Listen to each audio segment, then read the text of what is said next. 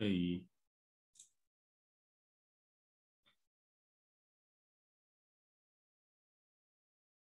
Hey.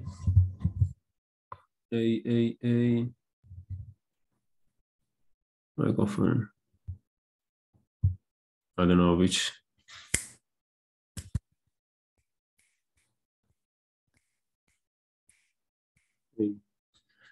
Hey. I don't know which microphone is working, but let's hope that you're on me. As it my appearance is working. So I welcome to a new episode of the Guys Book in the Book Club. Yay! And today we are on an extremely special episode, guys. Because today, guys, we are on episode number.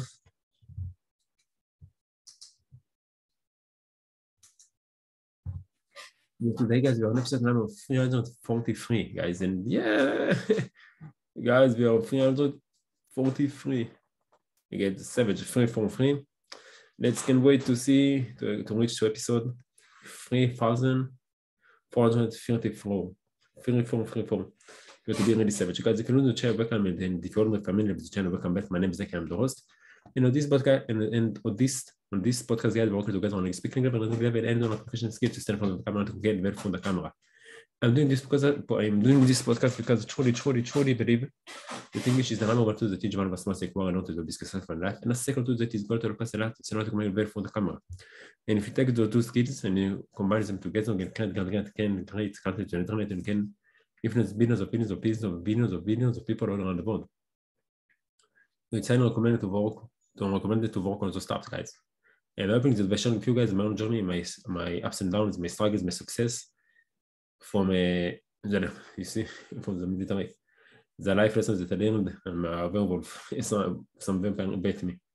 The lessons that I learned during processing from the process of podcasting 5% cycling episode per week. I inspire the people like you, the ladies and gentlemen that are watching the podcast you to also do the same and also work on your own English and your appearance on the camera and to share also the world, guys, because I truly believe that it's really important in my opinion that you share also with the world. So I hope you're going to find it inspiring. And today, guys, we'll continue on a journey with Influence, the Psychology of Persuasion by Robert B. Cialdini. In a good book, I learned a lot from each episode. And I think this is one of the books that you actually learn stuff and you can implement in your life. And I really enjoy it. And guys, it's a secret today. We got this vibe of mountain, it's a sea, some, I don't know, some nice vibe. I need to change the music. I don't like the music.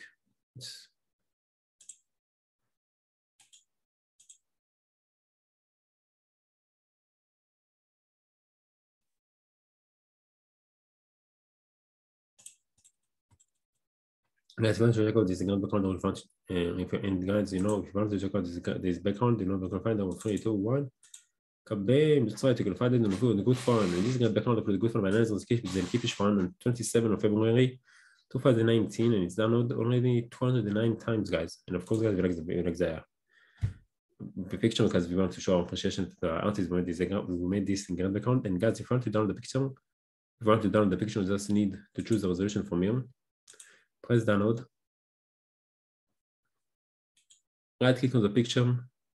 You see we got this nice ship. I am hiding the ship. Sorry. And if you just need to go to click right click on the picture, go to Shmirat Neshim Libro Set Pictures in English and type down camera below wanted to learn language channel we need to guess from where you are all around the board. Press on it. Choose the model to save it on the computer. Press 7 just like that you will get this grand background on the computer. So thank you very much for that. This made this grand background and thank you very much for clicking fun for sharing this fast. And so guys, today we're continuing our journey with Influence of Psychology of Persuasion on Cialdini. And guys, if you want to check out the book, or if you want to check out Robert B. Cialdini's social media account and this grand background, the got on the link in the description below. Plus, link to the song that I'm got now. I don't know, but maybe I'm going to change it. And I'm going to change it in the process, in the recording to something nicer, or I don't know, maybe something that I more like. But it's already my song. If you want to check them out, you got all the link in the description below, so make sure to check them out. Guys, you're almost, if anyone with any suggestion for making a point for the podcast, or if anyone of you want to go to the podcast, they get to the podcast channel, share your message, if you support this part of the make a difference because we're here. And if I got time if you English because I'm so Marina as guy, then in the comment below so we can manage it. And guys, you're almost welcome. If you know something with the channel, maybe something exhaustive or maybe nice quality for someone else, someone like your wife, your own lessons that you learn for someone else. You're almost welcome to share with us, to share a message and to share wisdom in the comment section below. So the community and all of us can enrich our life. Thank you and improve ourselves. So thank you very much for advance. That's one thing, guys. If you enjoy the process, if you learn, if you like the video, and if you learn something new on the channel, please consider to share your support by liking the video, share with friends, subscribe to the channel, ding, put the notification bell so you'll get the each time the next time get to the time to YouTube. And now it's going to be 5 episodes per week, so make sure to check them out. And guys, today it's 19 on April 2022, and the sub count is we got 2 subscribers, so shout out to the 2 subscribers. Total views of the channel 337. We are getting close, strong every day. And the current episode is released. Today we have 1 more view. Then episode 336. And today, guys, I didn't record on Sunday, Wednesday. Today is Monday. Didn't record on Monday and on Sunday, Tuesday, Wednesday, Thursday. I didn't want to. I'm back home for vacation, for special vacation, and I didn't want to. So I got a little vacation, but today I'm back to schedule. I have some studies that I need to do, and now we work to schedule, and I'm hoping to record 3 episodes today. So we are back on the schedule. Yeah, that's it, guys. That's it. And I think that if you got the time to record, so don't be lazy. And I'm talking to myself, I don't need to be lazy. I need to just record an episode because I need to save it.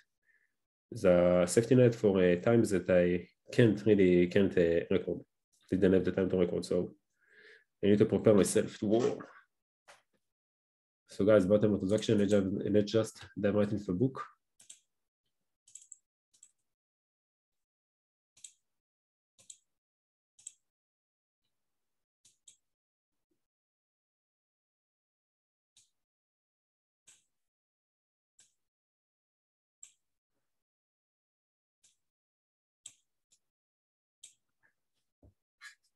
So influenced by Ron Kennedy, page 77 to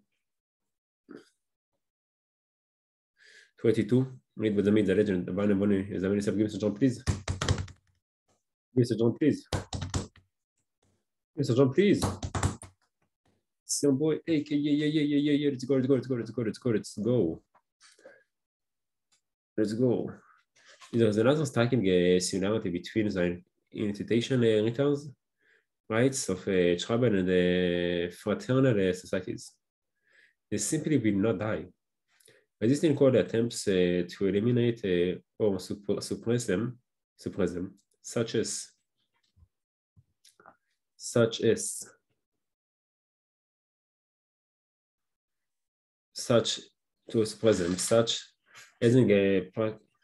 participates have been phenomenally resilient. Authorities in the form of colonial governments or university administrations have tried threats, social pressures, legal actions, banishments, bribes, and bans to persuade the group to remove the hazards and humiliations from the initiation ceremonies. None has been successful. Oh, there might be a change while the authority is watching closely, but this is usually more apparent than real. The harsher trials occurring under more secret circumstances until the pressure is off and they can surface again. On some college campuses, officials have tried to eliminate dangerous hazing practices by substituting a help week of civic service or by taking direct control of the invitation rituals. When such attempts are not slightly circumvented by fraternities, they are met with outright physical resistance. For example, in the aftermath of Richard Swanson's shocking death at USC, the university president issued new rules requiring that all pledging activities be reviewed by school authorities before going into effect, and that adult advisors be present during invitation ceremonies. According to one national magazine, the new code said of a riot so violent, the city police and the fire detachments were afraid to enter campus. Resigning themselves to the inevitable, other college representatives have been given up on the possibility of abolishing the degradations of fair week. If hazing is a universal human activity, and every bit of evidence points to this conclusion, you most likely won't be able to ban it effectively. Refuse to allow it openly, and it will be and refuse to allow it openly, and it will go underground. You can ban sex, you can prohibit alcohol, and you probably cannot eliminate hazing.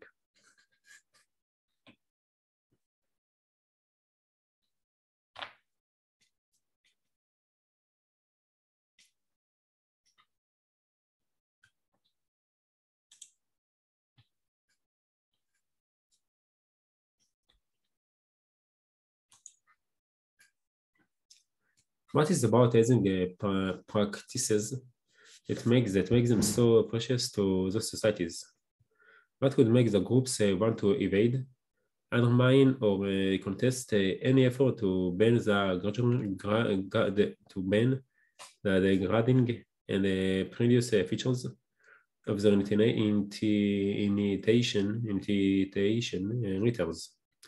Some have argued that the groups themselves are composed of psychological or social miscreants with twisted needs demand that others be armed and humiliated.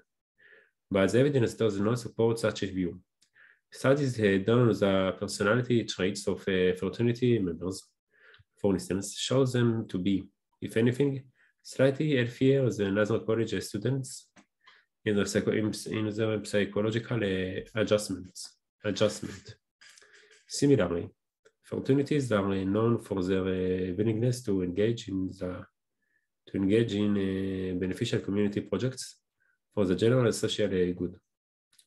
What they are not willing to do, however, is substitute those projects for the invitation ceremonies.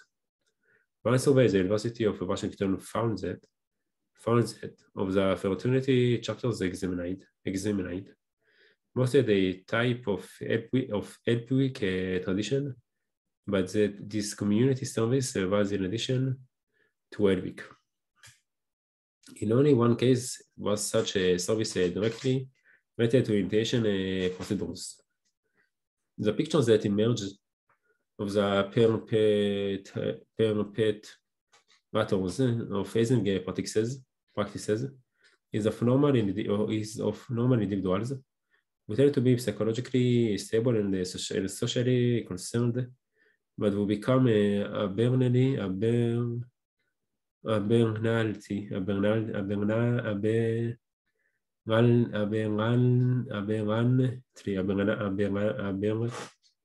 don't know how to pronounce this word, abernathy, ABERIANTLY, are as a group at only one time, immediately before the admission of new members to the society. The evidence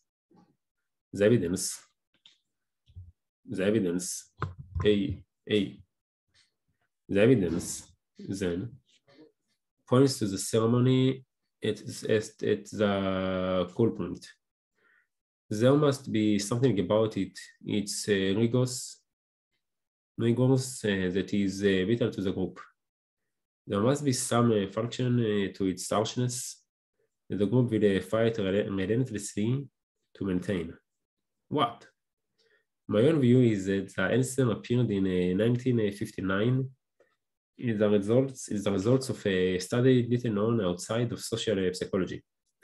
A pair of young researchers, Elliot, Aronson, and Judson Miles, decided to test their observation that persons who go through a great deal of trouble or pain to attain a certain trend to evaluate more highly than persons who attain the same thing with a minimum of effort. The real stroke of inspiration came in the choice of the initiation ceremony as the best place to examine this possibility.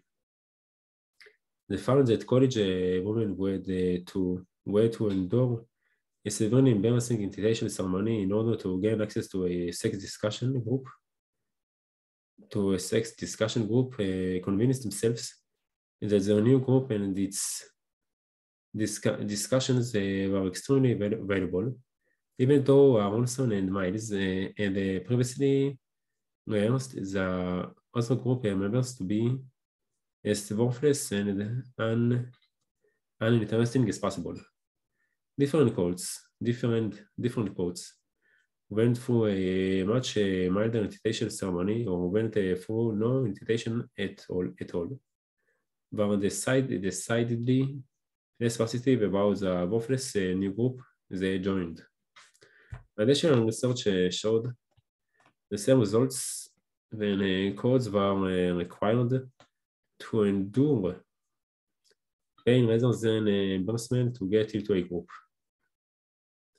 The more electric shock a woman received as part of the initiation ceremony, the more she later persuaded herself that her new group and its activities were interesting, intelligent, and desirable. Now the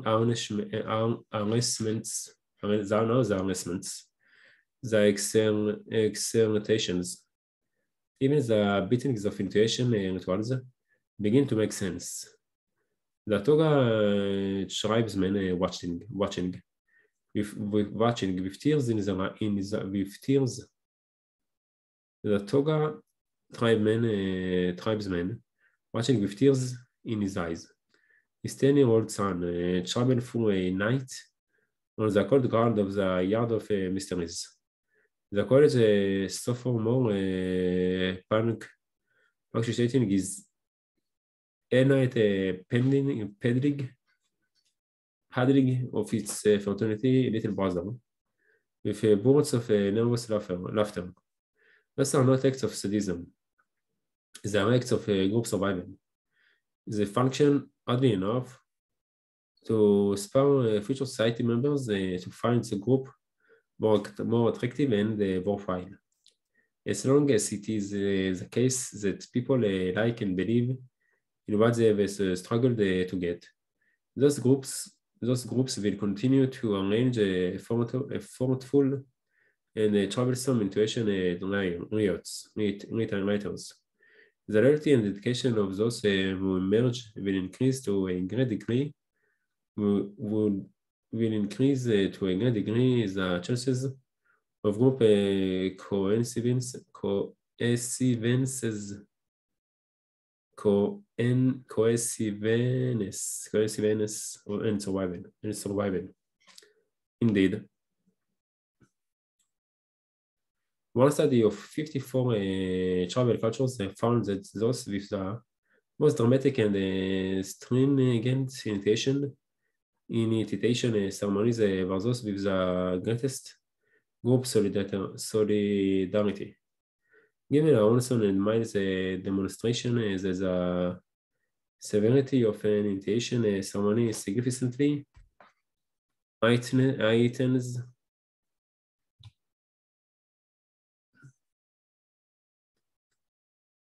the newcomers' commitment to the group. It is hardly surprising that groups will oppose all attempts to eliminate this crucial link is of future strength. Military groups and organizations are by no means exempt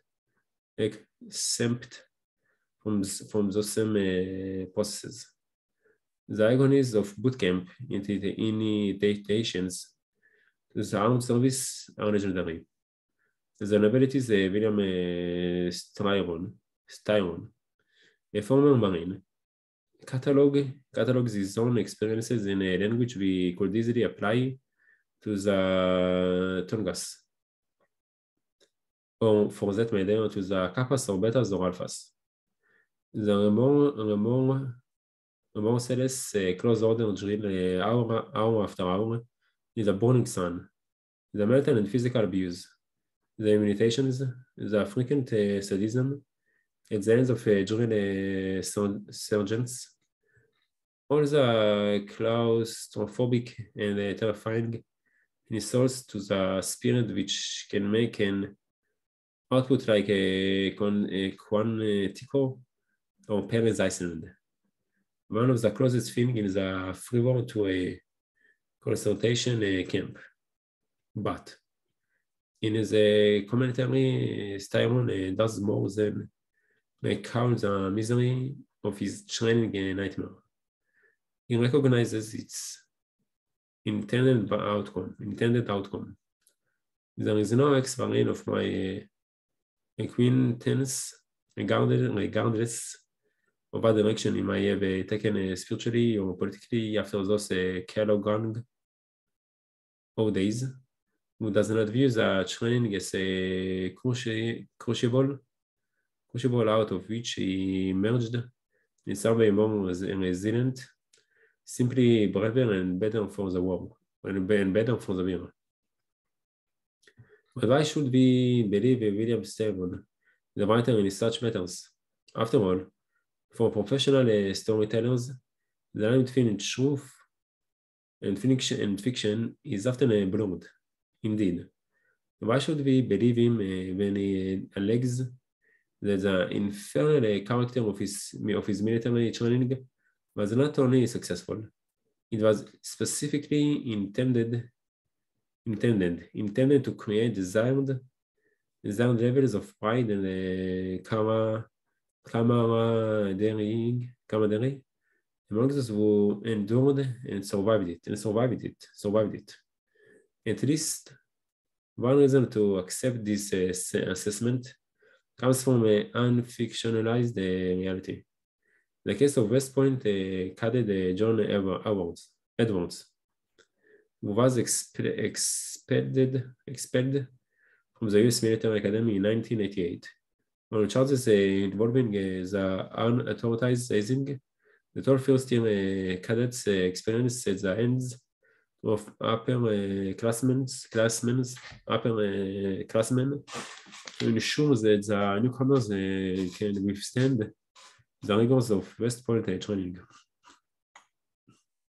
It was not that Mr. Edwards, who ranked academically near the top of his 1100 member class, had been unable to mirror up under the ritual when he was subjected to it. Nor was he expelled because he had been aberrantly cool in his treatment of the younger cadets. His offense was that he would not expose the newcomers to what he felt was absurd and dehumanizing treatment. Once again, then, it appears that for groups concerned about creating a lasting sense of solidarity and distinction, the hardship of demanding institution activities provides a valuable advantage that they will not easily surrender.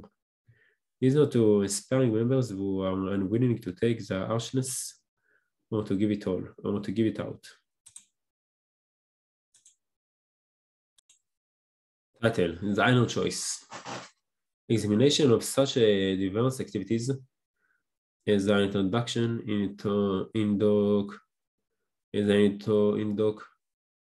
indoctrination practices of the Chinese communists and the initiation rituals of college fraternities is provided some valuable information about commitment. It appears that commitments are most effective in the changing a person's self-image, and future behavior when they are active, public, and effortful. But there is another property of effective commitment that is more important than the other three combined. To understand what it is, we first need to solve a pair of puzzles in the actions of communist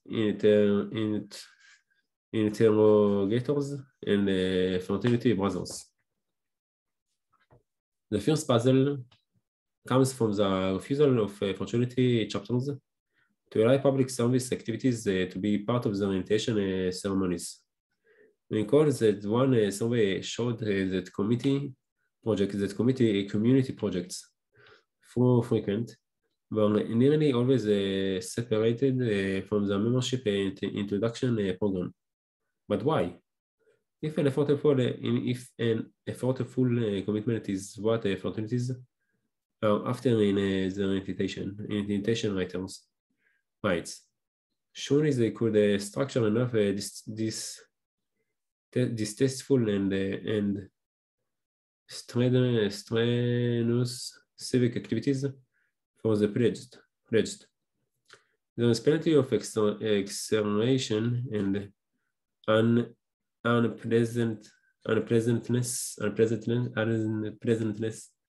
unpleasantness to be had in the world of old age home repairs, mental health center yard work, and hospital bedpan duty. Besides, community-spirited endeavors of this sort would do much to improve the highly unfavorable public and media image of fraternity Elwick rights. A survey showed that for every positive newspaper story concerning Elwick, there were 5 negative stories.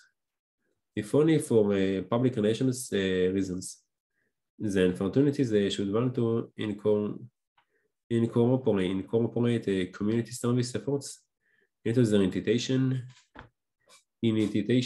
practices, but they don't. And guess what, guys? Tomorrow we're going to find out why they don't want to do it. Until then, guys, this is the end of the episode. And until then, I really hope that you learn something new, and until tomorrow, have a good time, enjoy yourself, and bye-bye. Guys, today it's Monday, 18 on April 2022, the time now it's 15:04.